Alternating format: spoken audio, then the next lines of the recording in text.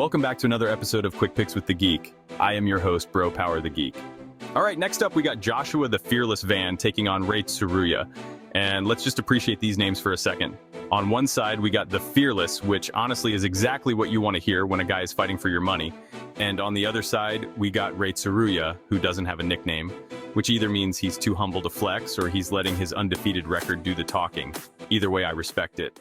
But let's get into the breakdown. Joshua the Fearless Van first up, we got Joshua Van, who comes in as a minus 190 favorite with a record of 12-2. And look, this guy fights like he's double parked. He's aggressive, he pushes a ridiculous pace, and he's always looking to make something happen. He's got sharp boxing, solid footwork, and he throws in volume. He's not just trying to land one big shot, he's overwhelming you with pressure. One of his biggest strengths is his composure.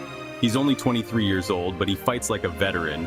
He doesn't get rattled, he stays in the pocket, and he's comfortable exchanging. If you give him an inch, he'll take a mile, and his ability to break opponents down with constant pressure is a problem for guys who aren't ready to match his intensity. The concern? He can get hit. He's got solid defense, but he's not untouchable. And when you're walking guys down and forcing exchanges, you're always taking some damage. So far, his chin has held up, but against a guy like Tsuruya, who's got solid grappling and a well-rounded game, he's going to have to be careful not to leave too many openings. Tsuruya.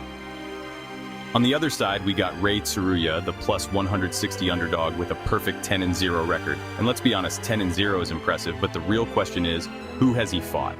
He's got a lot of finishes, he's clearly got skills, but this is his UFC debut. And jumping into the deep end against a guy like Van is no easy task. Tsuruya's main weapon is his grappling.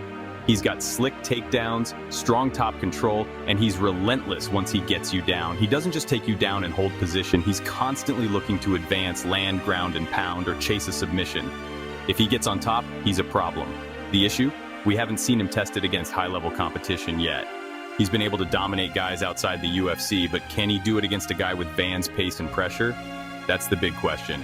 If he can get Van down early and keep him there, he's got a real path to victory. But if he struggles to land takedowns or can't hold Van down, things could get ugly fast. So who wins? This fight is going to come down to whether Tsuruya can get the takedown. If he can, Van could be in trouble. But if he can't, then he's in for a nightmare. Because trying to strike with Van for 3 rounds is like trying to out-sprint a cheetah. You're just not keeping up. Tsuruya is talented, but this is a tough first fight in the UFC. Van's experience, pace, and striking volume make this a rough matchup for a guy who hasn't been tested at this level.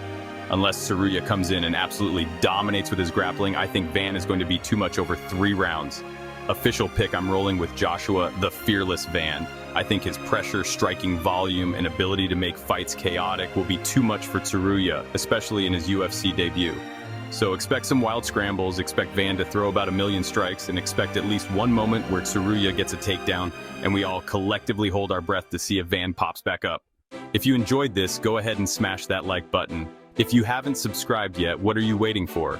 Hit that subscribe button and turn on notifications so you don't miss a beat when the next video drops. And don't be shy.